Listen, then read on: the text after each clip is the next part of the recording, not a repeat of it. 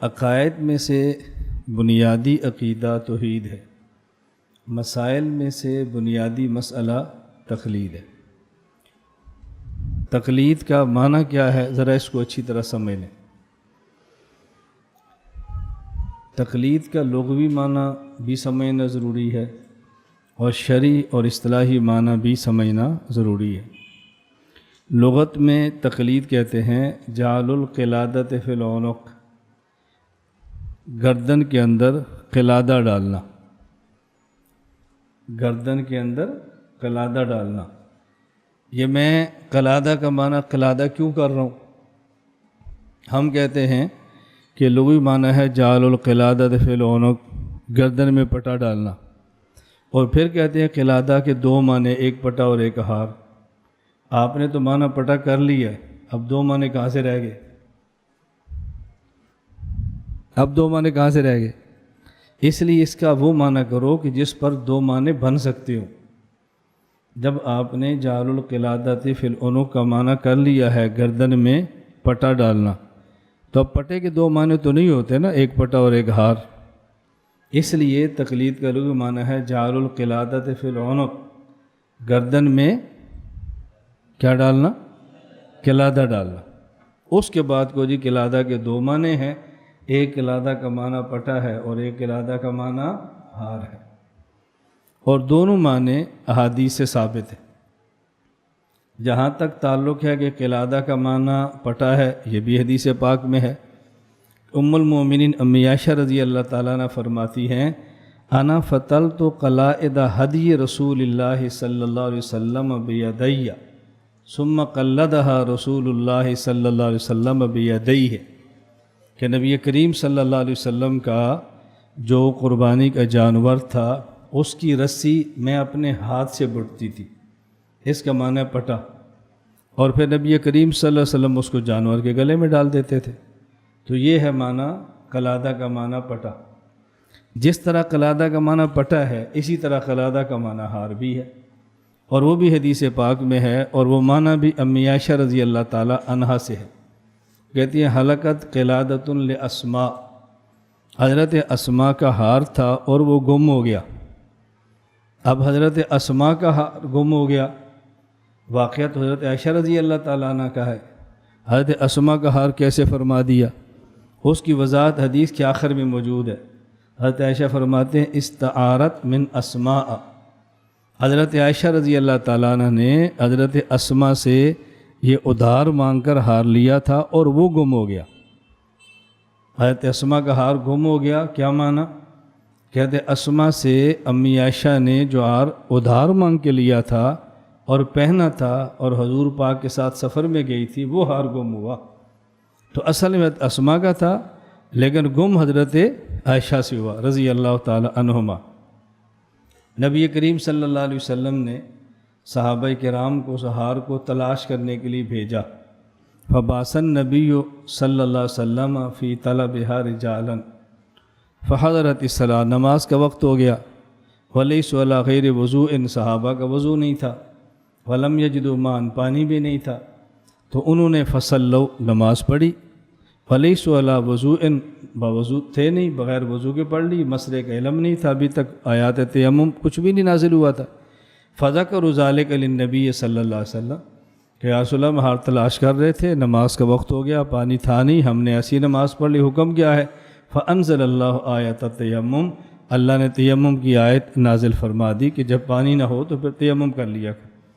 ہم صرف یہ بتانا چاہتے ہیں کہ ہار قلادہ کا معنی پٹا بھی ہے اور قلادہ کا معنی ہار بھی ہے، دونوں معنی ہیں، اور دونوں معنی صحیح بخاری میں ہیں، اس لیے اشکال کی بات نہیں ہے۔ یہ وضاحت ہم نے کیوں کی ہے؟ اس لیے کہ جب ہم تقلید کرتے ہیں تو جو لوگ تقلید کا انکار کرتے ہیں اور مخالفت کرتے ہیں تو وہ کہتے ہیں ہم کوئی جانور ہیں کہ اپنے گلے میں تقلید پٹا ڈال لیں؟ تقلید تو قلادہ سے ہے، قلادہ کا معنی پٹا ہوتا ہے، ہم کوئی جانور ہیں اپنے گلے میں پٹا ڈالیں؟ ہم تو انسان ہیں، ہم تو پٹا نہیں ڈالتے۔ اس لیے ہم نے کہا کہ دیکھو قلادہ کے دو معنی ہیں، ایک معنی پٹا ہے اور ایک معنی ہار ہے، تو یا دوسرا معنی وہ جانتے نہیں ہیں ہار والا، اور یا ضد کی وجہ سے مانتے نہیں ہیں۔ جو نہ جانتا ہو اس کو قرآن ضالین کہتا ہے، اور جو جانتا ہو اور ضد کی وجہ سے نہ مانتا ہو اسے قرآن مغضوب کہتا ہے، غیر المغضوب علیہم ولا الضالین۔ صراط الذین انعمت علیہم، جن کے نقش قدم پر چلنا ہے ان کے لیے ایک لفظ ہے انعمت علیہم، اور جن سے بچنا ہے ان کے لیے دو لفظ ہیں مغضوب اور ضال۔ کیوں؟ اس لیے گمراہی کی وجہ دو ہوتی ہیں، نمبر ایک آدمی جانتا نہیں، نمبر دو جانتا ہے لیکن ضد کی وجہ سے مانتا نہیں ہے۔ تو یا دوسرا معنی یہ جانتے نہیں ہیں، اور یا جانتے ہیں لیکن ضد کی وجہ سے مانتے نہیں ہیں، اور دونوں کو جاہل کہا جاتا ہے عربی میں۔ جو نہ جانے وہ بھی جاہل، اور جانتا ہو ضد کی وجہ سے نہ مانے وہ بھی جاہل۔ وَإِذَا خَاطَبَهُمُ الْجَاهِلُونَ قَالُوا سَلَامًا، جب جہال سے گفتگو ہو جائے تو عباد الرحمن کہتے ہیں بھائی السلام، جان چھوڑو بس۔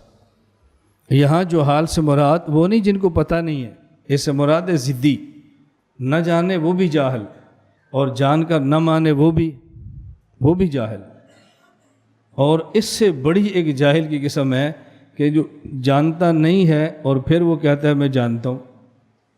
آنکس کے ندانت و بدانت کے بدانت، در جہل مرکب عبد و دہر بمان، یہ ڈبل جاہل ہے، جانتا بھی نہیں اور پھر یہ سمجھتا ہے میں جانتا ہوں، بس علم بھی نہیں ہے اور کہلواتا بھی خود کو علامہ ہے۔ ہمارے ہاں علامہ کا معنی یہ ہوتا ہے کہ وہ شکوک و شبہات پیدا کرے۔ یہ علامہ صاحب ہیں چونکہ شکوک بہت پیدا کرتے ہیں، شبہات بہت پیدا کرتے ہیں۔ مذہبی سکالر کا معنی ہوتا ہے کہ مذہب کے اوپر اعتراضات کرے، یہ مذہبی سکالر ہے۔ یہ نہیں ہے کہ مذہب کی صحیح تشریح کرے، نہ مذہب پر اشکالات کرے، اور اشکال بھی بند کمرے میں نہیں، ٹی وی پر آ کر کرے۔ اگر ٹی وی پر نہ آئے تو پھر لوگ مذہبی سکالر نہیں کہتے۔ مذہبی سکالر کے لیے ضروری ہے کہ وہ سکرین پر آتا ہو۔ تو میں عرض کر رہا تھا قلادہ کے دو معنی، ایک معنی ہار اور ایک معنی پٹا۔ یہ معنی ہم نے کیوں کیے؟ تاکہ کوئی کسی کو دھوکہ نہ دے سکے کہ جی قلادہ کا معنی پٹا ہے، ہم کوئی جانور ہیں کہ اپنے گلے میں پٹا ڈال لیں۔ اصل یہ ہے کہ معنی دو ہیں، ایک معنی ہار اور ایک معنی پٹا۔ تو جو انسان ہیں وہ انسانوں والا معنی لیتے ہیں، اور جانور ہیں وہ جانوروں والا معنی لیتے ہیں۔ انسان انسانوں والا معنی لیں گے کہ قلادہ کا معنی ہار ہے، اور جو جانور ہے اس نے جانور والا معنی لینا ہے کہ جانور کا معنی قلادہ کا معنی پٹا ہے۔ اور یہ بات جو میں کہتا ہوں نا جانور والا معنی، میں اپنی رائے سے نہیں کہہ رہا ہوتا، اس کو اچھی طرح سمجھا کرو۔ قلد یقلد تقلیداً، یہ باب تفعیل ہے، جس کا یہ متعدی ہے، جس کا معنی ہے دوسرے کے گلے میں قلادہ ڈالنا یا اپنے گلے میں ڈالنا، یہی معنی کریں گے۔ اب اگر قلادہ کا معنی ہو پٹا، تو دنیا کا کوئی انسان پٹا اپنے گلے میں نہیں ڈالتا، وہ ہمیشہ پٹا دوسرے کے گلے میں ڈالتا ہے۔ ہم مقلد ہیں، اگر کوئی شخص قلادے کا معنی پٹا کرتا ہے تو ہم پٹا ڈالنے والے ہیں، نہ کہ پٹا ڈلوانے والے ہیں۔ ہم ڈالنے والے ہیں، نہ کہ جو ڈالتا ہے پٹا وہ انسان ہے، اور جو ڈلواتا ہے جانور ہے۔ آپ کی اپنی مرضی کہ آپ اپنے لیے کون سا جانور ہونا پسند فرمائیں گے، ہم نے پٹا ڈالنا ہے۔ اور اگر اس کا معنی ہار ہو تو ہار انسان دوسرے کے گلے میں بھی ڈالتا ہے اور اپنے گلے میں ڈالتا ہے۔ یہ آپ کے کوئی مہمان آئے تو آپ ہار اس کے گلے میں ڈالتے ہیں، اور آپ کی تقریب ہو حفظ قرآن کی یا ناظر قرآن پڑھا ہو تو بس اوقات بچہ کو اپنا والد یہ ہار دیتا ہے کہ بیٹا اپنے گلے میں ڈال لو، تو بیٹا خود اپنے گلے میں ڈال رہا ہوتا ہے۔ لیکن آج تک کبھی ایسے ہوا کسی بکری اور بھینس کو دو یہ پٹا اپنے گلے میں ڈال لو، کبھی بھی ایسے نہیں ہوتا۔ تو ہار کبھی آدمی اپنے گلے میں ڈالتا ہے، کبھی دوسرے گلے میں ڈالتا ہے، اور پٹا ہمیشہ دوسرے گلے میں ڈالا جاتا ہے۔ اس لیے ہم مقلد ہونے پر فخر کرتے ہیں۔ آپ اس کا معنی پٹا کر لو ہمیں تب بھی فخر ہے، آپ اس کا معنی ہار کر لو ہمیں تب بھی فخر، ہمیں کوئی الجھن نہیں ہے۔ میں اس لیے گزارش کیا کرتا ہوں کہ بات سمجھا کرو، جب سمجھ آ جائے پھر الجھن نہیں ہوتی۔ یہ جو میں نے آپ سے کہا نا کہ ہم جعل القلادۃ فی العنق، اس کا معنی کرتے ہیں گردن میں پٹا ڈالنا، آگے وضاحت مشکل ہو جاتی ہے کہ قلادہ کے دو معنی ہیں، لہٰذا لغوی معنی ایسا کرو کہ وضاحت کا دروازہ کھلا رہے۔ یہ ذہن میں رکھنا، یہ آگے جا کر میں نے پھر یہ بات کہنی ہے، طلاق کی حدیث پڑھوں گا، پھر یہ بات کہوں گا کہ ترجمہ کرنے سے فرق کیا پڑتا ہے، صحیح ترجمے کا فائدہ کیا ہوتا ہے اور غلط ترجمے کا نقصان کیا ہوتا ہے۔ یہ بات سمجھ آ گئی آپ کو؟ اگلی بات ذرا اچھی طرح سمجھیں۔ میں اس لیے گزارش کر رہا تھا کہ تقلید کا انکار کرنا اور پٹا کہہ کر اس کو مسترد کرنا یہ کم از کم انسان کا کام نہیں ہے، یہ ایسے شخص کا کام ہے کہ جو شکل بے شک انسانوں والوں ہو لیکن وہ سمجھتا نہ ہو بات، بیوقوف آدمی ہو، یہ اس بندے کا کام ہے۔ اور میں یہ بات سمجھایا کرتا ہوں کہ ہمیشہ کسی خاص صفت کی طرف اشارہ کرنے کے لیے ہم کسی نہ کسی جانور کا نام لیتے ہیں۔ جب آپ نے کہنا ہو کہ فلاں بندہ بہت تیز ہے تو کیا کہتے ہیں؟ جی خرگوش۔ بہت سست ہے، کچھوا۔ بہت تیز رفتار ہے، چیتا، کہتے ہیں نا۔ بہت چلاک ہے، لومڑ۔ بہت دلیر ہے، شیر۔ بہت بزدل ہے، گیدڑ۔ اور جب یہ کہنا ہو کہ بہت بیوقوف ہے تو پھر کیا کہتے ہیں؟ گدھا۔ اور جس کے پاس کتابیں ہوں اور نہ سمجھتا ہو اس کو گدھا ہم نہیں کہتے، اس کو گدھا اللہ کا قرآن کہتا ہے، میں نہیں کہتا۔ قرآن کریم نے 4 طبقات کا ذکر کیا ہے قرآن کریم میں۔ وَالَّذِي بَعَثَ فِي الْأُمِّيِّينَ رَسُولًا مِّنْهُمْ، رسولاً ایک طبقہ، فی الأمیین دوسرا طبقہ، وآخرین منہم لما یلحقوا بہم آخرین تیسرا طبقہ۔ آگے مثل الذین حملوا التوراۃ ثم لم یحملوها کمثل الحمار یحمل اسفارا، یہ چوتھا طبقہ جس کا ذکر اللہ نے قرآن کریم کے اندر کیا۔ ایک طبقہ کون ہے؟ رسول، جس پر وحی آ رہی ہے۔ ایک طبقہ فی الامیین، یہ فی بمعنی لام ہے، للامیین، حضور کو رسول بنا کے بھیجا امیین کے لیے، وہ آخرین اور آخرین کے لیے۔ یا فی کا معنی فی کریں گے نا تو پھر آخرین کا معنی مشکل ہو جائے گا۔ حضور امیین میں تو آئے ہیں، آخرین میں نہیں آئے، آخرین کے لیے آئے ہیں، اس لیے فی بمعنی لام ہے، امیین کے لیے، آخرین کے لیے۔ اور آگے طبقہ مثل الذین حملوا التوراۃ، اور پہلے 3 طبقات کا ذکر کرنے کے بعد اللہ فرماتے ہیں ذالک فضل اللہ یؤتیہ من یشاء، رسولاً یہ فضل اللہ ہے، اللہ کا فضل ہے۔ امیین ذالک فضل اللہ، آخرین ذالک فضل اللہ۔ آگے مثل الذین حملوا التوراۃ ثم لم یحملوها کمثل الحمار یحمل اسفارا بئس مثل القوم الذین، دیکھو واللہ لا یہدی القوم الظالمین، یہ ظالمین کا طبقہ ہے، یہ اپنا نقصان کر رہے ہیں، کسی اور کا نقصان نہیں کر رہے۔ تو اس لیے میں نے گزارش کی ہے جو ہمارے استدلالات ہوتے ہیں قرآن کریم سے ہوتے ہیں۔ فرق کیا ہے؟ آپ قرآن پڑھتے ہیں، آپ گدھا کہتے ہیں، اور ہم کہتے ہیں گدھا۔ مولانا گھمر صاحب بہت سخت ہے، پھر قرآن سے اس آیت کو نکال دو، ہم بہت سخت ہیں تو نکال دو اس آیت کو۔ نہیں نکالنی تو نہیں، کافر ہو جائیں گے۔ تو پھر ترجمہ غلط کر دو، نہیں پھر بھی کافر ہو جائیں گے۔ پھر تشریح غلط کر دو، تحریف ہو جائے گی، پھر بھی کافر ہو جائیں گے۔ تو پھر کیا کریں گے آپ؟ نہ آیت نکال سکتے ہیں، نہ ترجمہ غلط کر سکتے ہیں، نہ تفسیر غلط کر سکتے ہیں۔ تو پھر کہتے ہیں آپ کو جھجک کیوں محسوس ہوتی ہے؟ یہ کہا کرو کہ مولانا گھمن صاحب دلیر آدمی ہیں، وہ کہہ دیتے ہیں، اور ہم بزدل آدمی ہیں، کہہ نہیں سکتے۔ بس یہ نہ کہا کرو بہت متشدد ہیں، بہت سخت ہیں، بس یہ نہ کہا کرو۔ الفاظ سیکھو کہ الفاظ کہنے کون سے ہیں، جو جس بندے کا وصف ہوتا ہے نا اس کو بیان کیا کرو، اپنے اندر حوصلہ پیدا کرو، حوصلہ۔ ہم کسی بندے کی خوبی کو بیان کرنے کے لیے تیار نہیں ہوتے، اس خوبی کو عیب کیسے بنائیں اس پر پھر مشورے کرتے ہیں، ابھی اب کریں کیا۔ میری عادت ہے، میں نے یہ باتیں کہتے رہنی ہے، آپ خوش ہو جائیں پھر بھی کہنی ہے، ناراض ہو جائیں پھر بھی کہنی ہے۔ کیوں؟ آپ میں سے ایک بھی رہ جائے گا تو اس کا فائدہ ہوگا، 100 رہ جائیں گے تو ان کا فائدہ ہوگا۔ اور یہ بات بالکل روز روشن کی طرح ہے، لاکھ بندہ بھی ہمارے ساتھ ہو ہم نے تب بھی حق کہنا ہے، ایک بندہ بھی ساتھ نہ رہے ہم نے تب بھی حق کہنا ہے۔ بس یہ ہمارا پکا تھا فیصلہ. اس کی وجہ جب قبر میں جانا ہے تو لاکھ نہیں ہوں گے، اکیلے ہی ہوں گے. اور جب قیامت کے دن حشر میں ہوں گے فَلَقَدْ جِئْتُمُونَا فُرَادًا كَمَا خَلَقْنَاكُمْ أَوَّلَ مَرَّةٍ، وہاں بھی اکیلے ہی ہوں گے، ساتھ کوئی نہیں ہوگا. تو بہتر ہے نا پھر کسی کی پرواہ ہی نہ کریں ساتھ کون ہے اور کون نہیں، اس کی پرواہ کی ضرورت کیا ہے. اللہ ہم سب کو حق پر قائم رکھے، اللہ عافیت کے ساتھ دین کی خدمت کرنے کی توفیق عطا فرمائے. تو یہ بات ذہن نشین فرما لیں کہ اس کا لغوی معنی گردن میں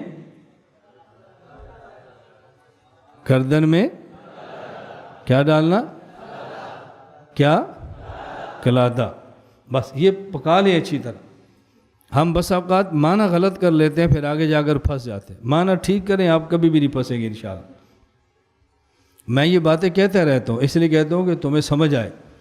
ہم آپ کے خطیب نہیں ہیں، ہم آپ کے وکیل ہیں. خطیب کو اس سے کوئی غرض نہیں ہوتی پھنس گئے تو کیا ہوگا، جواب دوسرے دینا کون سا میں نے دینا ہے. وکیل کو پتہ ہوتا ہے میں پھنس گیا تو جواب کون دے گا. ہم نے کیس لڑنے ہیں، اور یہی وجہ ہے میں اللہ کا شکر ادا کر کے کہتا ہوں آپ ہمارے ہزاروں بیانات، ایسا کبھی نہیں ہوتا کہ میرے بیان پر اعتراض کوئی کرے اور جواب کسی اور کو دینا پڑے. ہمارے اوپر اعتراض ہوتا ہے تو ہم جواب خود دینا جانتے ہیں. بس نہیں جواب دے سکتے تو بیان کرنے کی ضرورت کیا ہے، یا دو یا بیان نہ کرو، چھوڑ دو بیان کرنا. ہم کہتے ہیں جو ہم نے کہنا تھا کہہ دیا، بس اپنا فرض پورا کر دیا. اتنا فرض کافی نہیں ہے. اپنی بات کرو، اعتراض کا جواب دو، دلائل کے ساتھ قوم کو بات سمجھاؤ، یہ ہماری ذمہ داری میں شامل ہے. چلیں، ایک ہے لغوی معنی اور ایک ہے اصطلاحی معنی. اصطلاحی اور شرعی معنی یہ آپ ذہن نشین فرما لیں. میں بہت ساری باتیں فائل میں لکھی ہیں، اس کو ذکر نہیں کر رہا، اور میں مسئلہ سمجھانے کی کوشش کر رہا ہوں تاکہ ہماری بات کسی ٹھکانے تک پہنچ جائے.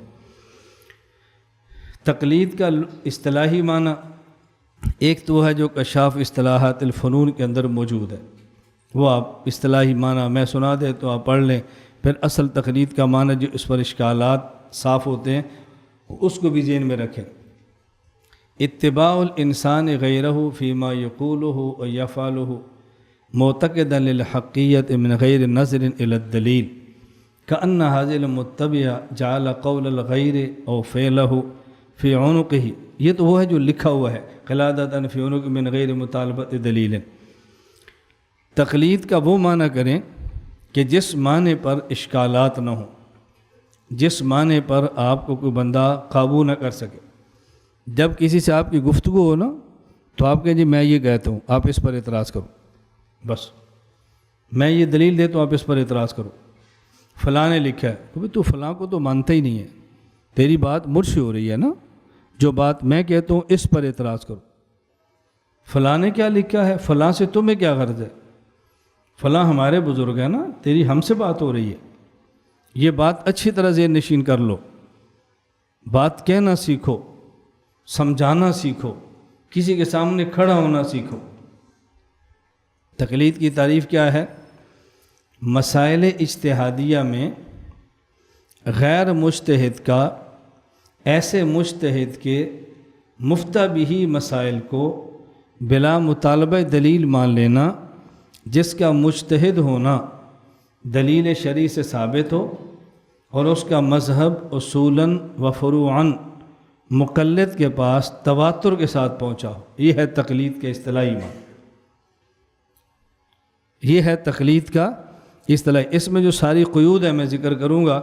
جب تک آپ کو تقلید کا معنی نہیں آئے گا آپ تقلید پر بات نہیں کر سکتے.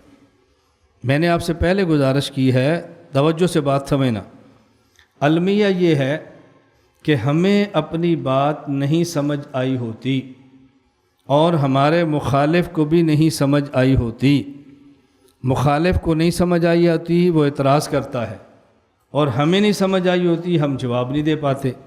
یہ جو ہم دورہ تحقیق المسائل طلباء کے لیے بناتے ہیں یا تخصص ہم نے شروع کیا ہے، اس کی وجہ کو ہم نئی بات آپ کو نہیں سمجھاتے. کوئی آپ نے مدرسے میں چیز نہ پڑھی ہو وہ ہم دیں، ایسی بات نہیں ہے. بس اس کا تکرار ہے، اس کا مذاکرہ ہے اور بات سمجھانے کا سلیقہ ہے کہ آپ نے بات کیسے سمجھانی ہے. میں طلباء سے عرض کرتا ہوں، ایک ہوتی ہے درسگاہی زبان، ایک ہوتی ہے عوامی زبان. ہمارے ہاں بعض کے پاس درسگاہی زبان ہوتی ہے، عوامی زبان نہیں ہوتی. یعنی درسگاہ کا علم ہوتا ہے، عوام کا لب و لہجہ نہیں آتا، خطابت نہیں آتی. اور بعض کے پاس عوامی زبان خطابت ہوتی ہے، درسگاہی زبان درسگاہ کے دلائل نہیں ہوتے. یہ دونوں طبقے ناکام ہوتے ہیں عوام میں. ناکام سے مراد کام نہیں کر پاتے، بات نہیں سمجھا پاتے، عوام کا رخ نہیں بدل سکتے. یہ جو حدیث پاک میں ہے نا، ان من البیان لسحرا، کہ بعض بیان جادو ہوتے ہیں. جس طرح جادو سر چڑھ کے بولتا ہے، اثر کرتا ہے، اسی طرح کسی کو قائل کرنے کے لیے دو چیزیں ضروری ہیں. نمبر ایک درسگاہ کی زبان بھی ہو، نمبر دو عوام کی زبان بھی ہو. یعنی درسگاہ کے دلائل بھی آپ کے پاس ہوں، اور ان دلائل کو بیان کرنے کا عوامی لب و لہجہ بھی آپ کو آتا. اگر درسگاہ کے دلائل نہیں ہیں تو آپ کی خطابت جہالت پر طرف چلی جائے گی. اور اگر درسگاہ کے دلائل ہیں، عوامی زبان نہیں ہے، لوگ آپ کا بیان سننے کے لیے تیار نہیں ہو. میں اللہ کا شکر ادا کر کے کہتا ہوں، میرے پاس درسگاہی زبان بھی ہے، میرے پاس عوامی زبان بھی ہے، اور میں زبانی دعوے نہیں کرتا. آپ درسگاہ میں بٹھا دو اور ہم سے کتاب پڑھو، تمہیں سمجھ آئے گی مدرس کسے کہتے ہیں. ہمیں اسٹیج پر بٹھا دو اور ہمیں خطابت کرنے دو، دشمن بھی کہے گا کہ اس کو دیوبند کا خطیب کہتے ہیں. ایسا نہیں ہے قوم قبول نہ کرے. ہمیں درسگاہ کی زبان بھی آتی ہے، عوامی زبان خطابت کی بھی آتی ہے، مناظرے کی زبان بھی آتی ہے، جہاد کی زبان بھی آتی ہے، سیاست کی زبان بھی آتی ہے. اللہ تعالیٰ نے خانقاہ کا لب و لہجہ بھی دیا ہے، اور تبلیغی جماعت کے 6 نمبر بھی آتے ہیں. اور یہ جو میں بات کہوں گا نا، آپ نے کہنا کیسی بات کرتا ہے. میری بات دیکھو میڈیا پر جا رہی ہے، میں بند کمرے میں نہیں کہہ رہا. آپ اس کو دیوانے کی بھیڑ کہہ لو، کسی متکبر کا کبر کہہ لو، کسی عالم کی رائے کہہ لو، جو کہنا چاہتے آپ کہو، میں آپ کو منع نہیں کرتا. لیکن جو زمین ہماری اس وقت موجود ہے، کرۂ ارض پر تم ایک بندے کا نام لو جو مدرس بھی ہو، جو خطیب بھی ہو، جو مناظر بھی ہو، اپنی جماعت کا امیر بھی ہو، مدرسے کا محتمم بھی ہو، 6 خلفاء سے خانقاہ کا پیر بھی ہو، اور وہ شخص باقاعدہ جیل کا 6 سالہ اسیر بھی ہو، عملاً میدان جنگ کا 10 سالہ مجاہد بھی ہو، اور 4 بیویوں کا شوہر بھی ہو. ایک شخص بتاؤ آپ کو نام پیش کر سکتے ہو؟ بولو، بولتے نہیں ہو. میں اس لیے کہتا ہوں بندہ لاؤ. ہمارے چر کیا کرنی ہے، بندہ لاؤ. اور ایسا بندہ جو اخبارات پر کالم بھی لکھتا ہو، ٹی وی پر بیان بھی کرتا ہو، صحافت کے میدان کے اندر بھی ہو. ایک فرد لاؤ. تو ابھی 8 اگست کو لاہور پریس کلب میں میری کتاب میرا پاکستان کی تقریبی رونمائی تھی. میری دائیں طرف اولیاء مقبول جان تھے، بائیں طرف مجیب الرحمان شامی تھے. میری زندگی کی ان سے ملاقات نہیں، پہلی بار تشریف لائے میری کتاب پر. میں نے کہا میرے دائیں اور بائیں جانب صحافت کے بادشاہ بیٹھے ہیں، لیکن اخبارات پہ جتنے کالم میرے چھپتے ہیں ان صحافت کے بادشاہوں کے بھی نہیں چھپتے. کوئی ہے تمہارے پاس ایسا بندہ؟ عید سے 1 دن پہلے جاؤ کراچی کسی اخبار والے کے پاس، ایکسپریس اخبار لاؤ، پورا صفحہ، رنگین صفحہ، جس پر ایک لفظ کسی اور کا نہیں ہے. ہمارے ملک میں عمران وزیر اعظم بن گیا ہے، ابھی تک کسی اخبار نے اس کو صفحہ نہیں دیا. اس فقیر کا پورا صفحہ اخبارات چھاپتے. ہم صحافی کیوں نہیں ہیں؟ وجہ میں درویشوں سے ملتا ہوں، میری آپ سے یاری ہے، طلباء میں بیٹھا ہوں، پگڑی ہے، ٹوپی مولی والی ہے. کبھی نہیں کہے گا مولانا الیاس گھومن صاحب دیوبند کے صحافی ہیں. ہم مذہبی اسکالر کیوں نہیں ہیں؟ دیہاتوں میں کام کرتے ہیں، گوٹھوں میں جاتے ہیں، پہاڑیوں پر جاتے ہیں. مذہبی اسکالر تو وہ ہے کہ جو کراچی میں بیٹھے، اسلام آباد میں بیٹھے، لاہور میں بیٹھے، ٹی وی پر بات کر کسی دیہات میں نہ جائے. ہم اس پیغمبر کی امتی ہیں جو شہر اور کوچے کو برابر کرتے. میں نے بحمد اللہ تعالیٰ دیہات، پہاڑ، ہر جگہ برابر کر دی ہے. جتنا میرے بس میں تھا میں نے کام کیا ہے. آپ تصور بھی نہیں کر سکتے کہ میں نے پوری دنیا میں عقیدے کے نام پر کتنا کام کی. یہ میں چھوٹی بات نہیں کہہ رہا، میں ساتھ بھی کہتا ہوں کہ پوری دنیا میں ایک موبائل ایسا تلاش کرو کہ بندہ اردو جانتا ہو، مسلک سے دلچسپی ہو، اور موبائل میں کیمرہ ہو، اور اس موبائل میں میں نہ ہوں. ایک کیمرہ لاؤ، ایک کیمرہ دنیا سے. شرطیں کتنی ہیں؟ بولو بولو نا. نمبر 1 اردو جانتا ہو. نمبر 2 مسلک سے بحث کو چھوڑ دو. بحث کو کیا کرنا ہے؟ اس کو تو مسلک سے غرض ہی نہیں ہے، اس کو کیا کرنا ہے؟ مسلک سے دلچسپی ہو اور موبائل کیمرے والا ہو. پھر ہم نہ ہوں کوئی موبائل تلاش کر کے دو. یہ تھوڑا کام ہے. میں یہ باتیں کیوں کہتا ہوں؟ بک بک کرنی بہت آسان ہے، پروپیگنڈے کرنا بہت آسان ہے. آپ مدرسے کے سالانہ جلسوں پہ شعر پڑھتے ہیں، اولئک آبائی فجئنی بمثلہم اذا جماعتنا یا جریر المجامع. میں یہ شعر نہیں پڑھتا، میں کہتا ہوں لیس الفتى من یقول کان ابی الفتى من یقول ہا انا ذا. ہم میدان میں بیٹھے ہیں، میں کوئی چھپ کر بیٹھا ہوں. دنیا کا کوئی بندہ بتاؤ جو مجھ سے ملنا چاہیے اور ملاقات نہ ہوتی ہو. ایسے پوری کھلے عام پھر رہے ہیں، نہ ہمیں پروٹوکول سے غرض ہے. میں کراچی آتے 15 سال گزر گئے ہیں. کراچی کا ایک میزبان مجھے بتاؤ جو یہ کہے ہم نے مولانا گھمن سے تاریخ مانگی ہے اور اس نے ہم سے جہاز کا ٹکٹ لیا. ایک بندہ بتاؤ. میں اب بھی کورس میں آیا ہوں تو اپنی جیب سے کرایہ خرچ کر کے آیا ہوں، میزبان سے نہیں مانگا. پوچھ لو، یہ بیٹھے ہیں. اس کا معنی یہ نہیں کہ میں کروڑوں پتی ہوں. میں خدا کی قسم اٹھا کر کہہ رہا ہوں، میں اس وقت کی کراچی کے ٹریول ایجنٹ کا کم از کم بھی مقروض ہوا نا تو 2.5 لاکھ کا ضرور ہوگا. میں اب بھی مقروض ہوں. میں قسم قرض بھی اٹھا رہا ہوں. 2.5 لاکھ بھی نہیں ہو سکتا، کوئی 1000-2000 اوپر بھی ہو جائے تاکہ ہانس نہ ہو. بات سمجھ آ رہی؟ اس کی وجہ نہیں کہ میرے پاس پیسہ ہے، میں غیرت سے کام کرتا ہوں، جرت سے کام کرتا ہوں. ہمارا دشمن بھی سمجھتا ہے کہ یہ مولوی غریب نہیں ہے، پیسے والا ہے. ہم کہتے ہیں الحمدللہ، اللہ کا شکر ہے. اللہ کے نبی نے دعا مانگی ہے، اللہم اجعلنی صبورا واجعلنی شکورا فی عینی صغیرہ وفی اعین الناس کبیرہ. خود کو چھوٹا سمجھو لیکن مخالف بھی سمجھے بھئی اس کو چھیڑنا مشکل ہے. ہماری گاڑی پوری ملک میں چلتی ہے، کوئی ہاتھ لگائے نا. میں نے کہا کوئی چھیڑے اس کو. ہم چل رہے ہیں، کام کر رہے ہیں، مسلک عقیدے پر کر رہے ہیں. میں یہ بات اس لیے کہہ رہا ہوں، میں سمجھتا ہوں آپ میں سے سارے میرے معتقد نہیں ہیں. 2-4 دیکھنے کے لیے آئے ہیں، چسکا مارنے کے لیے آئے ہیں. خسر پسر بھی کریں گے، لاکھ مرتبہ کرو. میں تمہاری خسر پسر اپنی جوتی کے نوک پر بھی نہیں لکھتا. ہم نے اتنے سفر اس لیے کیے ہیں کہ کون موافق ہے کون مخالف ہے. ہم نے عقیدہ بیان کیا ہے. آپ 250, 300, 400 کتنے ہوں گے سامنے بیٹھے ہیں. اس میڈیا پر لاکھوں بندہ میری بات کو سن رہے ہیں. ہم پوری دنیا کو سنا رہے ہیں اور اللہ اعلان سنا رہے ہیں. کوئی چھپ کر کہہ رہے ہیں. آپ کا ایک ذہن ہے، اپنی بات نہ کرو. کیوں نہ کریں بھئی اپنی بات؟ کیوں نہ کریں؟ وجہ بتاؤ ہمیں. انوار الرشید کراچی کے مفتی رشید احمد صاحب کی لکھی گئی ہے، حضرت کی زندگی میں لکھی گئی ہے. موت کے بعد نہیں، زندگی میں. کوئی بھی نہیں کہتا وہ ریاکار تھے. آپ بھی تھی شیخ زکریا کی زندگی میں خود لکھوائی ہے، کوئی نہیں کہتا ریاکار تھے. اور ہم اپنی کارگزاری بناش رہے، اپنی باتیں کرتے ہیں. پھر کس کی باتیں کروں؟ تم بندہ لاؤ نا، ہم باتیں کرتے ہیں. میری گزارش سمجھ آ رہی ہے؟ آپ دیکھو، میں نے آپ سے کہا نا، آپ تلاش کرو بندہ. امیر بھی ہو، اسیر بھی ہو، مجاہد بھی ہو، مصنف بھی ہو، خطیب بھی ہو، مناظر بھی ہو. لاؤ بندہ، کوئی تلاش کر کے لاؤ.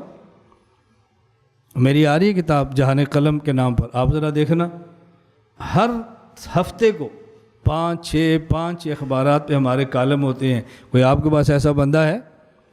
آپ ایمان کے ساتھ بتاؤ. ہر مدرسے میں یہ بات اساتذہ اور ہمارے بڑے فرماتے ہیں نا، بھئی اخباروں کو سنبھالنا چاہیے، ٹی وی کو سنبھالنا چاہیے، وہاں پر ہمارے بندے ہونے چاہیے. فرماتے ہیں نا؟ بولتے نہیں. آپ کیا کرو، ساجی بندہ ہے، بس اس کو قبول کر لو. بندے ہونے چاہیے نہیں، بندہ تو ہے، آپ قبول کرو. ہمارے استاد مولانا جاہد الراشد صاحب میرے استاد ہیں اور میرے استاد کے بیٹے ہیں. ایک دن فرماتے ہیں، یار ہمیں کچھ ایسے لوگ تیار کرنے چاہیے کہ جو ہر موقع کے مناسب گفتگو کر سکتے ہو. طلباء میں طلباء والی، کالج میں کالج والی، عوام میں عوام والی. تو ایسے علماء تیار کرنے چاہیے. میں نے کہا استاد جی میں ایک بات عرض کروں. ہاں بتاؤ. میں نے کہا جی میرا خیال ہے اس محنت کی ضرورت نہیں ہے، یہ محنت کرنی چاہیے جو ایسے بندے ہیں نا ہم اس کو قبول کریں۔ تمہیں سمجھ آ گئی؟ کوئی آ گئی ہے سمجھ کے نہیں؟ میں نے کہا استاد جی یہ محنت فرمائیں جو ایسے بندے ہیں نا اس کو قبول کریں۔ میں طلبہ کو پڑھا رہا ہوں نا، آپ کل یہی تقلید کا عنوان کراچی یونیورسٹی میں رکھو اور میرا بیان رکھو، لیکچرار جمع کرو، پھر وہاں سننا کہ میں بولتا کیسے ہوں، پھر ہمارا لب و لہجہ سننا، پھر دیکھنا مولوی بول رہا ہے یا پروفیسر بول رہا ہے، میدان تو ہو نا۔ جب آپ میں بات کروں گا تو میں پھر وہ پروفیسر والی بات کیسے کروں گا؟ آپ میں بات کروں گا تو بار والا بیان کیسے کروں گا؟ جو آپ میں بیان کروں گا وہ تاجر والا کیسے کروں گا؟ آپ جو ہمیں مجمع دیں گے اسی کے مطابق آپ ہم سے بیان وصول کر لیں، لیکن یہ نہیں ہوگا کالج میں جائیں تو مسئلہ نرم ہو جائے، بار میں جائیں تو تھوڑا سا سلپ ہو جائیں، کہیں اور جائیں تو تھوڑا سا کمپرومائز کر لیں، ایسا نہیں ہوگا انشاءاللہ العزیز۔ ایک ہے تقلید کا لغوی معنی، ایک ہے تقلید کا اصطلاحی معنی۔ اصطلاحی معنی کیا ہے؟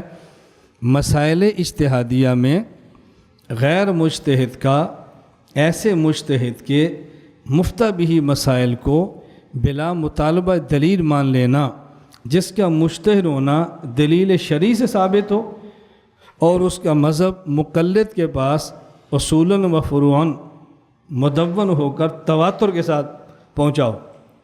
یہ تقلید کی تعریف کرو۔ اب غیر مقلد سے کوئی سوال کرو، جب تقلید پر سوال کرے نا جی ہمیں تقلید پر سوال ہے، آپ کہنا تقلید کی تعریف کرو، نہیں کر سکتا، سوال ہی پیدا نہیں ہوتا۔ کہنا آپ نہیں کر سکتے پھر میں کرتا ہوں، پھر سوال کرنا۔ پہلے آپ تقلید کا سوال تعریف کرو نا، پھر اگلی بات کرو۔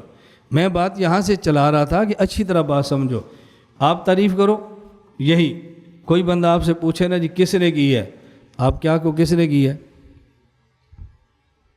بولو نا، اب آپ کی زبان نہیں ہل رہی۔ یہی تو میرا رونا بھی قبول کرنا سیکھو، بتاؤ نا کس نے کی ہے؟ اب کہو، انہیں کہو جی یہ مولانا گمن صاحب یہ کی ہے، ہمارے استاد نے کی ہے۔ میرے ساتھ جب بھی کوئی ساتھی بات کرتے ہیں نا جی میں کہتا ہوں بات کرنا سیکھو، اصول اور ضابطہ سیکھو۔ وہ آپ سے کہتے ہیں بھئی وہ کون ہوتا ہے؟ وہ جی اچھا پھر کس کا حوالہ دیں؟ آپ بتاؤ، قرآن کی آیت پڑھ کے سنائیں، حدیث پڑھ کے سنائیں، کیا سنائیں؟ تقلید کی تعریف تو کوئی کرے گا ہی نا، کسی نے کرنی ہے نا، کسی بندے کا نام ہی لینا ہے نا، جس پر ہمیں اعتماد تھا ہم نے اس کا نام لے لیا۔ آپ اس پر اعتراض کرو کہ تعریف ٹھیک نہیں ہے، فلاں کرے تو ٹھیک ہے، فلاں کرے تو غلط ہے، ہم کہتا نہیں، چھوڑ دو اس کو۔ ہمارے کبھی یہ گفتگویں چلتی رہتی ہے، ہمارے مناظرین کے اجلاس ہوتا رہتا ہے، ترتیب بنتی رہتی ہے، پھر ہم ان اصولی مسائل پر آپس میں مذاکرہ کرتے رہتے ہیں۔ یہ بات ہمیشہ کرنی سیکھو۔ میں اس پر ایک مثال دیتا ہوں۔ مخالف بات کرنے والے کو بھی ایک جگہ پر قائم رہو، ایک جگہ پر۔ ایک شخص نے مجھے فون کیا، یہ مولانا صاحب جمعہ کے دن عصر کے بعد وہیں بیٹھ کے 80 بار دروشی پڑھو، کس کتاب میں ہے؟ میں نے فضائل دروشی مولانا شیخ الحدیث زکریا رحمۃ اللہ علیہ کی کتاب میں۔ کہا جی اور؟ میں نے کہا اور مجھے نہیں پتہ، اسی کے اندر ہے۔ میرے لیے اور کتاب کا حوالہ دینا کوئی مشکل تھا؟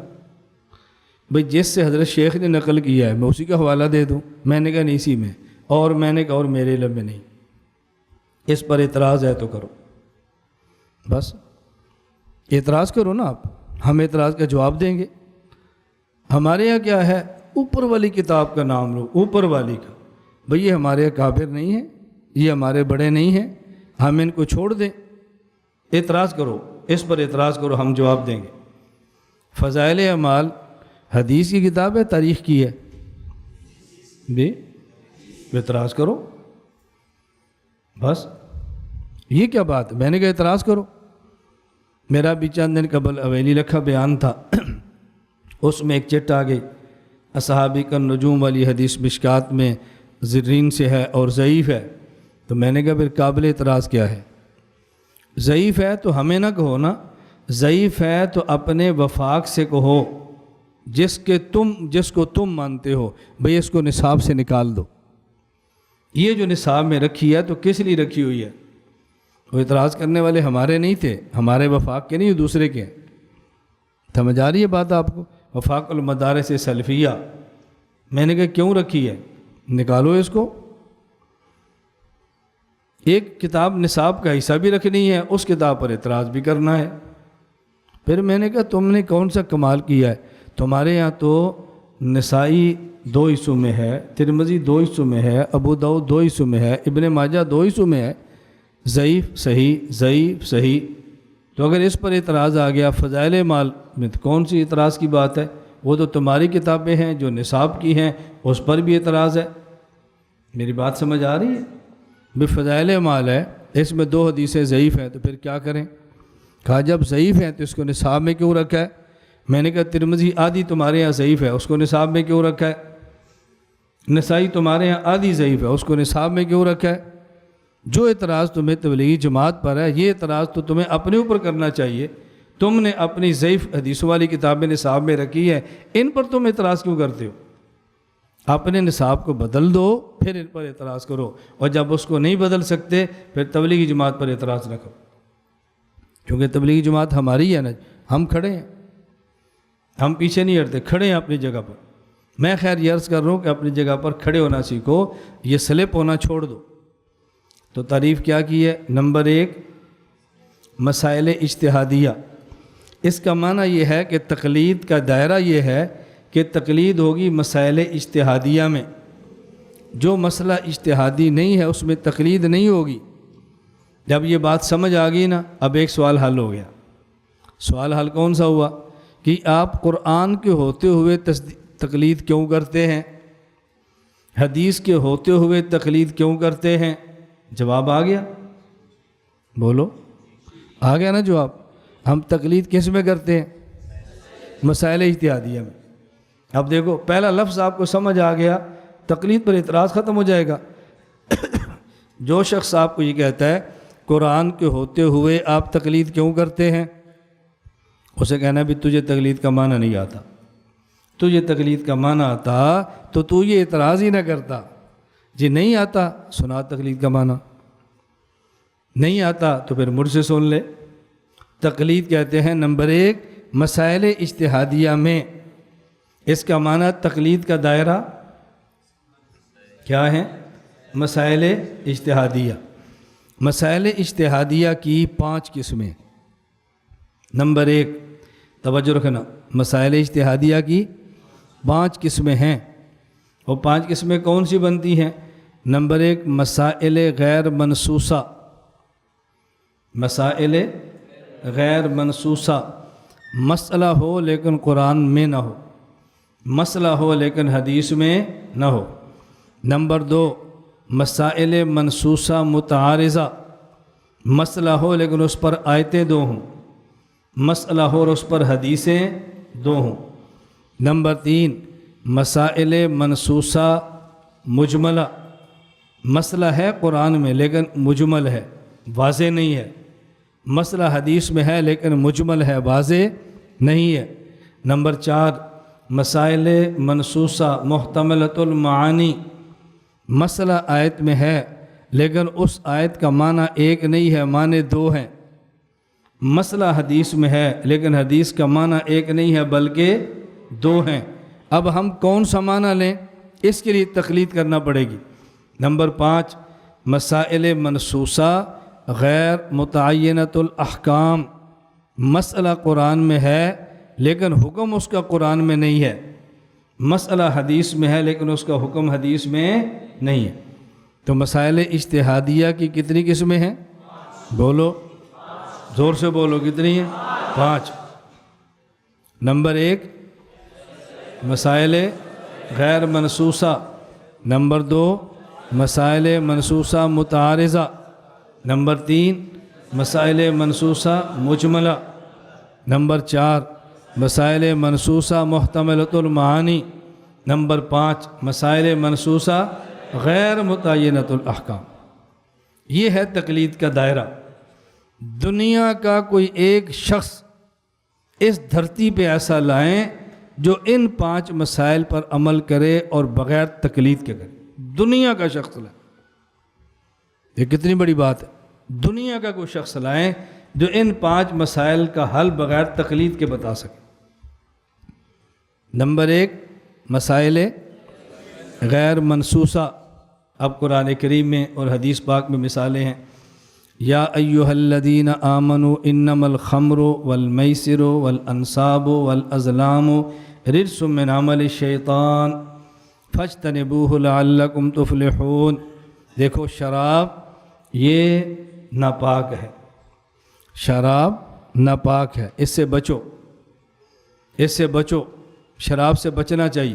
اب شراب کا لفظ تو قرآن کریم میں آ گیا، لیکن اگر کوئی شخص شراب نہیں پیتا، بھنگ پیتا ہے، یہ جائز ہے کہ نہیں؟ جائز نہیں ہے۔ کیوں؟ اس لیے کہ ہم نے دیکھا کہ شراب کو شریعت نے حرام کیوں کہا ہے؟ یہ مخامرت سے ہے۔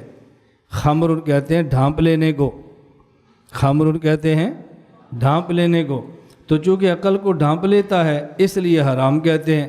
لہٰذا بھنگ اور ایسی چیز جس کو پئیں یا کھائیں اور اس پر نشہ آ جائے اور عقل اپنے ٹھکانے پر نہ رہے، تو جو حکم شراب کا ہے وہی حکم اس کا ہے۔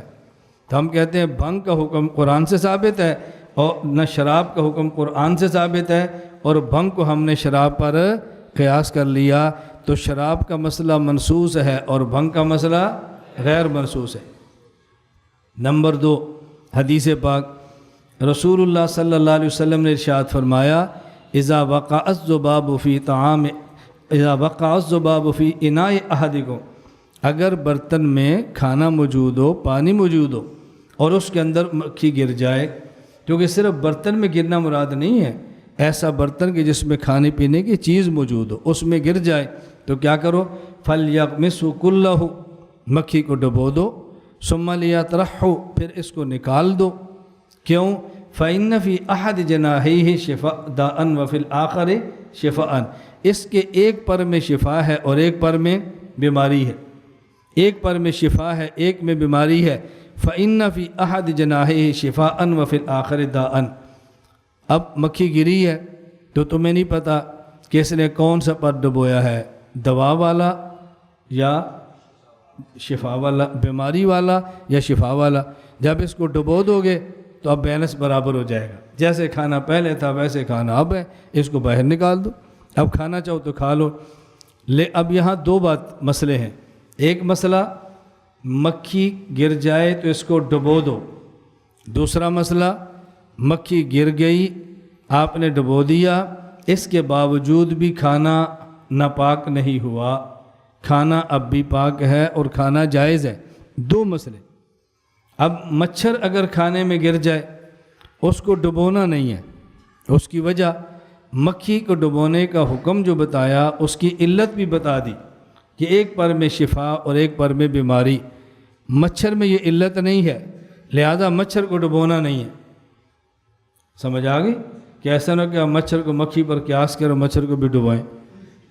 یہ قیاس ڈبونے والے مسئلے پر نہیں ہے، ڈبونا صرف مکھی کو ہے کہ اس کو ڈبونا کیوں ہے، اس کی علت حدیث میں آ گئی۔ باقی بھیڑ ہے، جگنو ہے، چونٹی ہے، مکوڑا ہے، یہ مچھر ہے، اس کے بارے میں حدیث میں کوئی اس کا مسئلہ الگ ہے، اس کو ڈبونا نہیں، کیونکہ اس پر نص علت اور وجہ موجود ہے۔ اصل مسئلہ کیا ہے کہ جب مکھی گر گئی، آپ نے ڈبو دیا، تو کھانا ناپاک کیوں نہیں ہے؟ اس کی وجہ وہ حدیث پاک پہ نہیں۔ اب وہ وجہ مجتہد امام اعظم ابو حنیفہ رحمۃ اللہ علیہ نے نکالی ہے۔ حضرت امام صاحب نے غور فرمایا کہ مکھی کے گرنے سے کھانا ناپاک کیوں نہیں ہوتا؟ اس کی وجہ یہ ہے کہ مکھی کی رگوں میں گردش کرنے والا خون موجود نہیں، لہذا جو چھوٹا جانور ایسا ہوگا کہ جس میں رگیں نہ ہوں یا رگوں میں گردش کرنے والا خون موجود نہ ہو، تو جو حکم مکھی کا ہے وہی حکم اس کا ہے۔ اب یہ حکم مچھر کا ہے، بھیڑ کا ہے، سب کا ہے، تو ہم یہ کہیں گے کہ مکھی کے گرنے سے پانی ناپاک نہیں ہوتا، یہ تو منسوس ہے، اور مچھر کے گرنے سے ناپاک نہیں ہوتا، یہ غیر منسوس ہے۔ تو مچھر اور بھیڑ کا مسئلہ، اس پر جب بھی عمل کریں گے تقلید کے ساتھ ہی کریں گے، بغیر تقلید کے کرنے کے لیے تیار نہیں، کوئی صورت نہیں۔ نمبر 2، مسائل منسوسہ متعارضہ۔ اب قرآن کریم میں ہے کہ جب خامد فوت ہو جائے تو عورت کی عدت 1 سال ہے۔ دوسری آیت خامد فوت ہو جائے تو عورت کی عدت 4 ماہ 10 دن۔ اب دونوں آیتیں ایک پارے میں ہیں، اور 4 ماہ 10 دن والی آیت پہلے ہے اور 1 سال والی آیت بعد میں ہے۔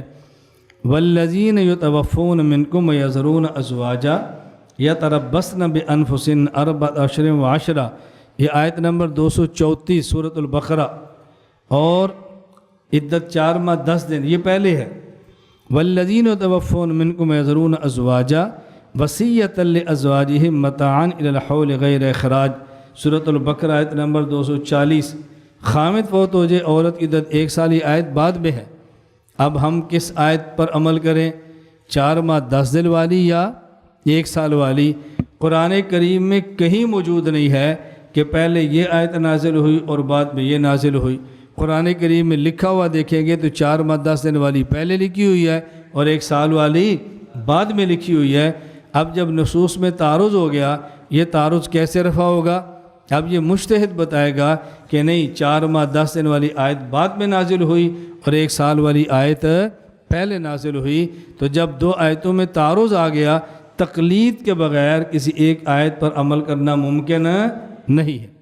حدیث پاک دیکھیں، جامع ترمذی میں روایت ہے، حضرت وائل بن حجر رضی اللہ تعالیٰ عنہ فرماتے ہیں، سمیت النبی صلی اللہ علیہ وسلم قرأ غیر المغضوب علیہم ولا الضالین فقال آمین ومد بہا صوتہ، بعض روایات میں جہر بہا صوتہ، رسول اللہ صلی اللہ علیہ وسلم نے غیر المغضوب علیہم ولا الضالین پڑھا، پھر آپ نے آمین پڑھا اور آپ نے آمین کو کھینچا، یعنی اونچا کیا، آمین اونچا۔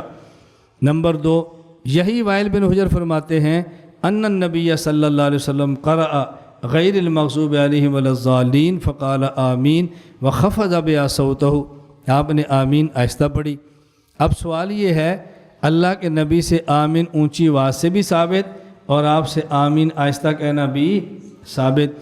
اونچی والی حدیث کا راوی بھی وہی اور آہستہ والی حدیث کا راوی بھی وہی۔ اب ہم آہستہ پڑھیں یا اونچی آواز سے پڑھیں؟ لوگ پتہ کیا آگے، صحیح حدیث کو لے لیں، ضعیف کو چھوڑ دیں، جو صحیح ہے وہ لے لیں۔ اچھا صحیح کون سی ہے ضعیف کون سی ہے کیسے پتہ چلے گا؟ یہ راوی کو دیکھ لیں۔ پھر راوی کو فوت ہوئے تو کتنے 100 سال گزر گئے، اب ہمیں کیسے پتہ چلے گا؟ جی مصنفین کتابوں کو دیکھ لیں، یہ جو مصنف ہے اللہ ہے یا اللہ کا رسول ہے؟ یہ جو بات کے لوگ ہیں۔ تو یہ کسی حدیث کو ضعیف یا صحیح کہنا یہ تو اجتہادی مسئلہ ہے۔ ایک حدیث کو ایک محدث صحیح کہتا ہے، دوسرا ضعیف کہتا ہے، ایک ضعیف کہتا ہے، دوسرا صحیح کہتا ہے۔ تو اس کا مطلب یہ ہے کہ جب احادیث میں تعارض ہو جائے تو رفع تعارض بغیر تقلید کے ممکن ہی نہیں ہے۔ کسی کی تقلید کریں گے تو حدیث پر عمل کریں گے، اور تقلید نہیں کریں گے تو حدیث پر عمل بھی نہیں ہوگا۔ نمبر 3، مسائل منسوسہ مجملہ، یہ آیت پر موجود ہے لیکن آیت میں مسئلہ واضح نہیں ہے۔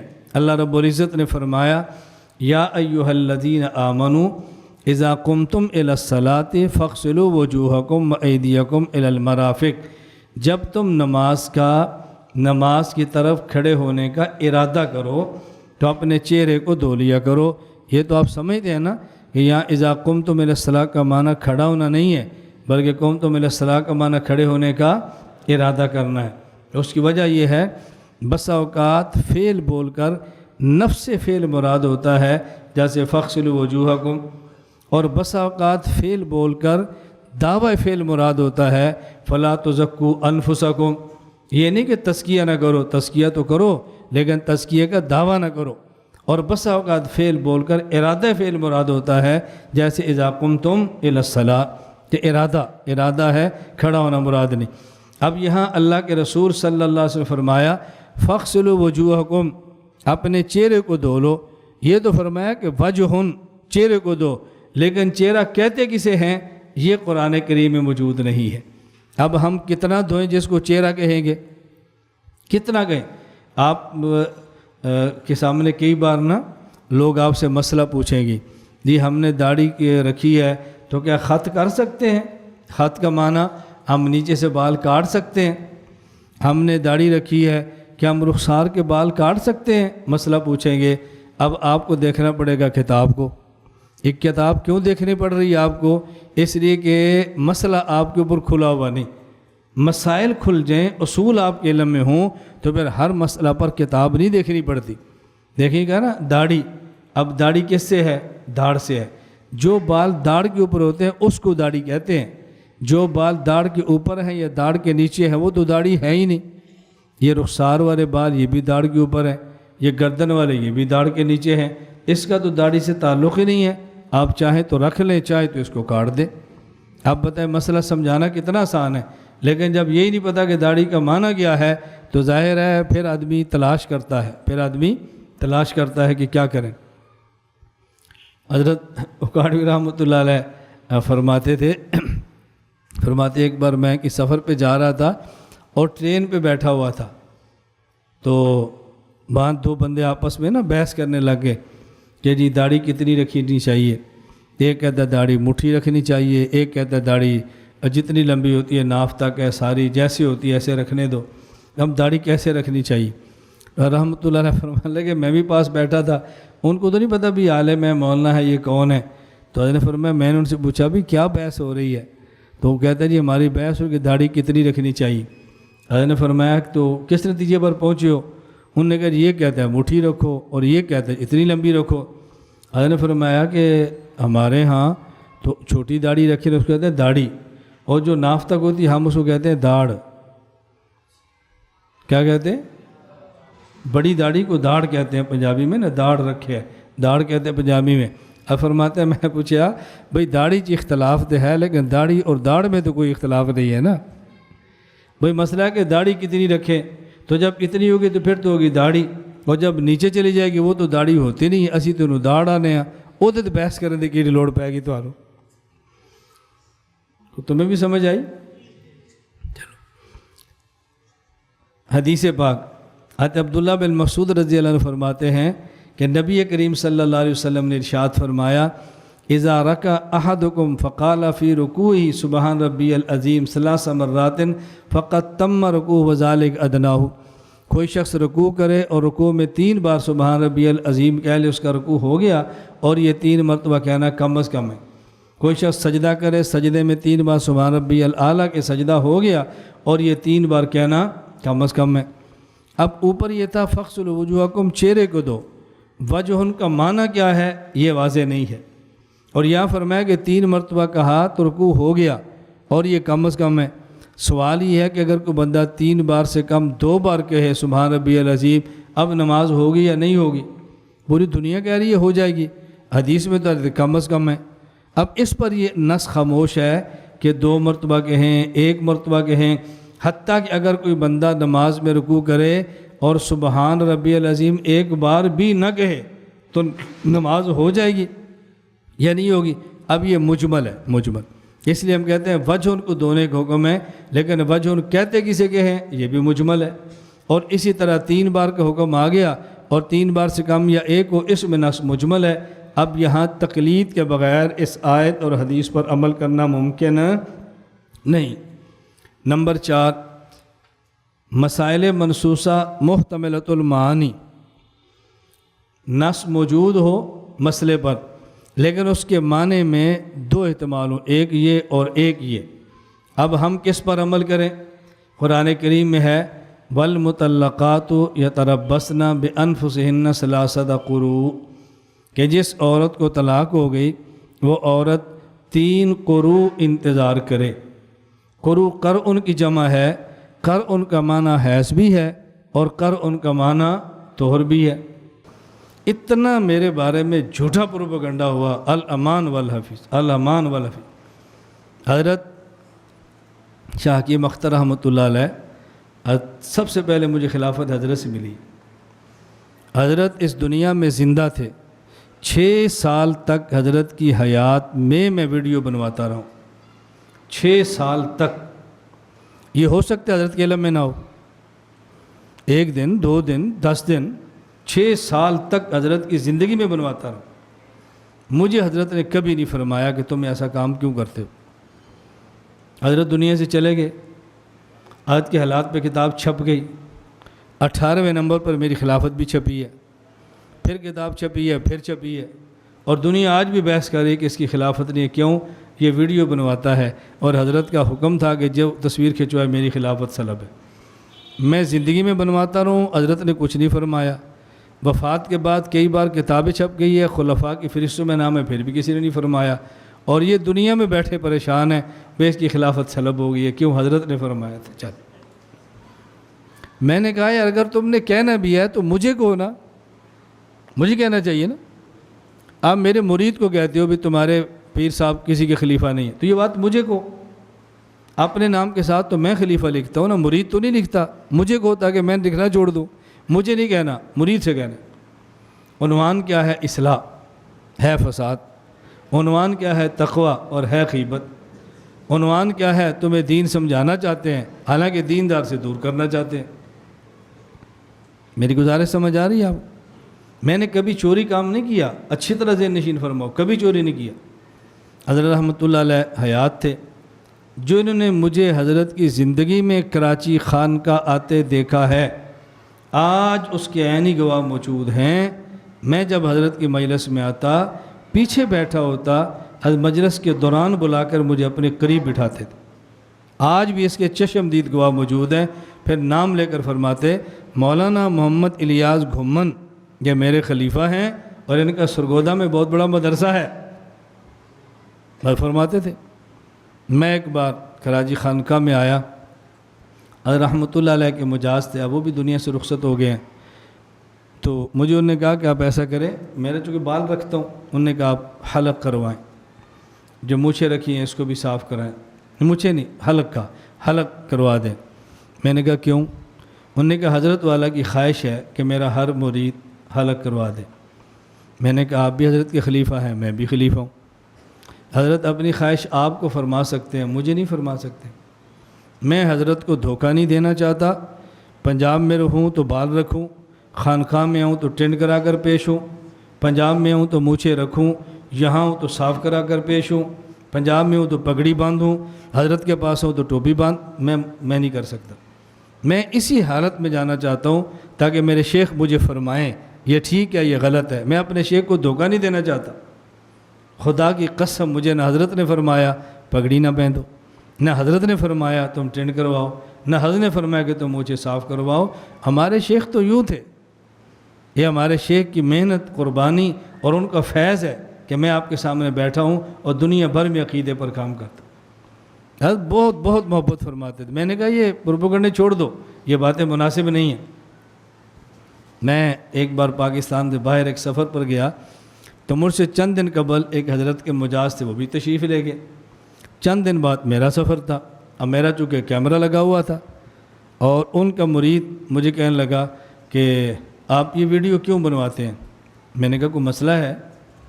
اس نے کہا وہ ہمارے شیخ ہیں تو وہ فرماتے ہیں ویڈیو نہیں بنانی چاہیے۔ میں نے کہا آپ کے شیخ کون ہیں؟ کہا جی فلاں۔ میں نے کہا آپ ان سے بیعت کیوں ہیں؟ کہا جی وہ پیر ہیں۔ میں نے کہا پیر کیوں ہیں؟ کہا حکیم صاحب نے ان کو خلافت دی ہے۔ میں نے کہا خلافت انہوں نے مجھے بھی دی ہے، وہ بھی خلیفہ ہے، میں بھی خلیفہ ہوں، دونوں میں فرق کیا ہے؟ میں نے کہا میں خلیفہ ہوں اور عالم ہوں، وہ خلیفہ ہے اور غیر عالم ہے۔ تو اب مجھے کہنے کی بجائے ان کو کہنا چاہیے کہ حضرت مولانا گھمن صاحب عالم بھی حضرت کے خلیفہ ہیں، وہ تو ویڈیو بنواتے ہیں، آپ کیوں نہیں بنواتے؟ بات سمجھ آ رہی؟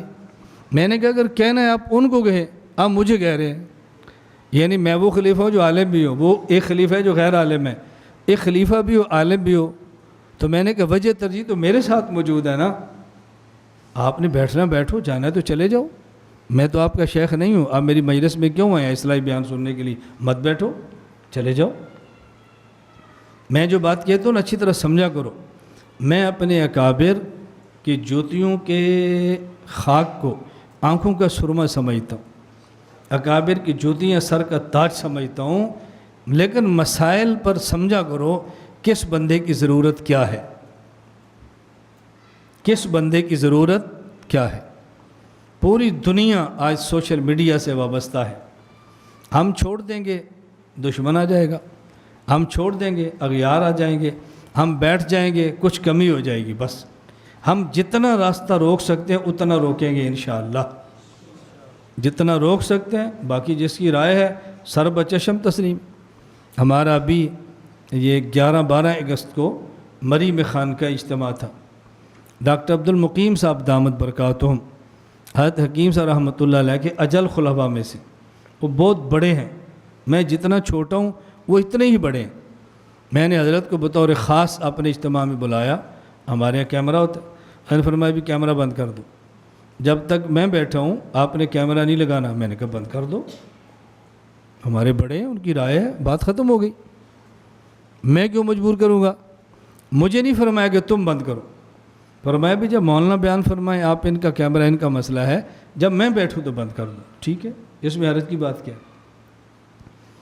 2008 میں ہمارا لاہور اجتماع تھا، اور اتنا بڑا اجتماع تھا کہ صوبائی سطح پہ ہماری تحفظ سنت کانفرنس تھی، ایک نہیں 2-3 کیمرے چل رہے ہیں، اور بڑی مشینیں جو سیڑھیوں کی طرح ہوتی ہیں اوپر اس کو لگاتے ہیں وہ لگی ہوئی ہیں۔ ہمارے ملک کے بڑے بڑے غالباً 2 بزرگ تشریف لائے، فرمایا بھی کیمرہ بند کر دو، کیا تم نے سلمہ بنا رکھا، بند کرو۔ میں اسٹیج پر تھا، میں نے کہا بند کر دو، بند کر دو، بند ہو گیا۔ حضرت تشریف لے گئے، میں نے کہا بھی چلا دو، چلو۔ اسے کہتے ہیں اختلاف رائے، بات سمجھ آ رہی؟ اسے حیران کن بات یہ ہے کہ ہمارے اکابرین میں سے مجھے کبھی کسی نے نہیں کہا تو کیوں بنا رہا ہے، یہ جو چھوٹوں کی لائن لگی ہوئی ہے نا، یہ اکابرین کے ترجمان بیٹھے ہیں، یہ بزرگ نہیں چاہتے تھے انہیں لائے ہے۔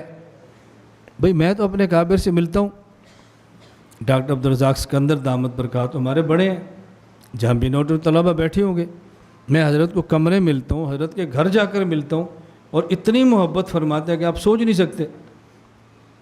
میں یہاں کراچی آیا، جمعے کے بعد میں نے فون کیا، میں نے کہا حضرت میں نے ملنا ہے، فرماتے ہیں مغرب کو آ جاؤ۔ میں نے کہا جی مغرب تو میں نہیں آ سکتا، بیان ہے۔ فرمایا صبح 11 بجے آ جاؤ۔ میں نے کہا جی میں تو چلا جاؤں گا۔ مجھے فرماتے ہیں اچھا جو تمہیں آسان لگتا ہے اس میں آ جاؤ۔ میں نے کہا جی جمعے کے بعد آتا ہوں۔ فرماتے ہیں آ جاؤ۔ حضرت کے آرام کا وقت، آپ یقین فرماؤ، گھر پہ گیا، دروازے پہ دستک دی، چھوٹی بچی آئی، میں نے کہا ڈاکٹر کون؟ میں نے کہا مولانا گھومن صاحب۔ انہوں نے کہا ٹھیک، اندر گئے۔ ڈاکٹر صاحب خدا گواہ ہے، میں جب اندر گیا تو ڈاکٹر صاحب نے تازہ قمیض پہنی، مجھے صاف نظر آ رہا تھا کہ سوئے اٹھے ہیں، اور گھر بتا کر سوئے ہیں کہ وہ آئے گا تو مجھے اٹھا دینا۔ اس سے زیادہ محبت کیا ہو سکتی ہے؟ یار مولانا مفتی ظہر ولی صاحب دامت برکات ہو، میں حضرت کا گیا ہوں، آپ پوچھیں، دورہ تفسیر کے دوران گیا ہوں، اپنی مسند چھوڑی، بیان فرمایا، اور بہت بڑی رقم دے کر مجھے ہدیہ دیا، بہت بڑی دعوت کی، ننگے پاؤں میری گاڑی تک مجھے چھوڑنے کے لیے آئے، اور میرا کیا احترام کریں اور کیا عزت کریں؟ میری یہی کر سکتے ہیں نا۔ میں یہی حال ہمارے یہاں پنجاب کا، یہی ہمارے حال سندھ کا، یہی بلوچستان کا۔ آپ کے یہاں کراچی کوئی بڑا ادارہ ہو، مجھے آپ فرمائیں جی کل ملنا، آپ سارے میرے ساتھ چلو، آپ دیکھیں گے بڑے کتنا پیار کرتے ہیں، کتنی محبت فرماتے ہیں، بڑے سب پیار کرتے ہیں۔ یہ چھوٹی دنیا بیٹھی ہوئی ہے، یہ فلاں مخالف ہے، فلاں موافق ہے، فلاں نے یوں کر دیا۔ اللہ میں بات سمجھنے کی توفیق عطا فرمائے۔ 5 منٹ اوپر ہو گئے ہیں، انشاءاللہ پھر سے اگلی جو چونکہ اصل میں اگلی حدیث ہے نا ابن عباس والی، یہ بہت اہم ہے، میں اس پر تھوڑی سی تفصیل سے بات کرنا چاہتا ہوں کہ یہ 3 طلاق کے مسئلے پر ہمارے مخالف کی سب سے بڑی دلیل یہ ہے، اس کو ذرا آپ سمجھ لیں، کل انشاءاللہ اللہ نے چاہت۔ سبحان اللہ بحمدہ، سبحان لا إله إلا الله، لا إله إلا الله، لا إله إلا الله، ما لنا رب سوى. لا إله إلا الله، لا إله